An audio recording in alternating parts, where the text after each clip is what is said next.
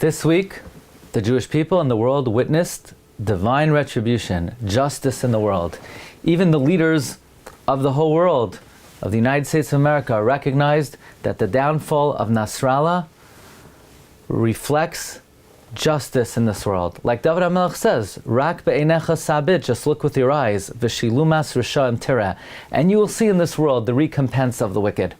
But this event happened on Parshas Nitzavim, and whatever happens in the world is not only predicted in the Chumash, but when we read the Torah, that creates the reality of what happens in the world. And the Pasuk says, God will place all the curses that could befall the Jewish people for failure to observe the Torah, al oyevecha ve'al soineecha, on your enemies, asher redafucha, that pursue you. And this Pasuk is articulating one of the principles of the way God operates. You know, Tomer Devara of Rav Moshe Cordovero writes an explanation of the 9th midah of V'sashlich b'mtzulas yam kol chatoisam. God throws in the depths of the seas all of the sins of the Jewish people.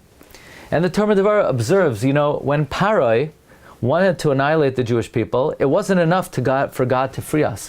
When Haman wanted to eradicate the Jewish people, it wasn't enough for God to release us and to save us.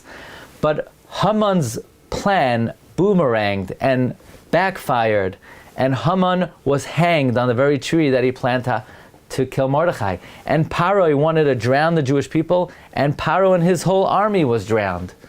Wasn't it enough for God just to save us?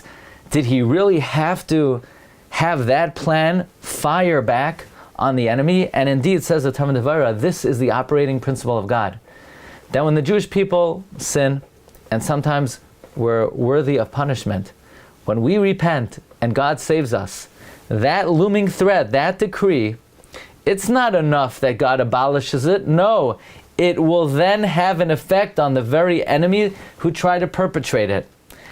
And that happened to Pharaoh, that happened to Haman, and we saw with our own eyes, as predicted in the Shabbos, that this event happened, that the curses that would befall the Jewish people, God doesn't just remove them, it then falls on the enemy.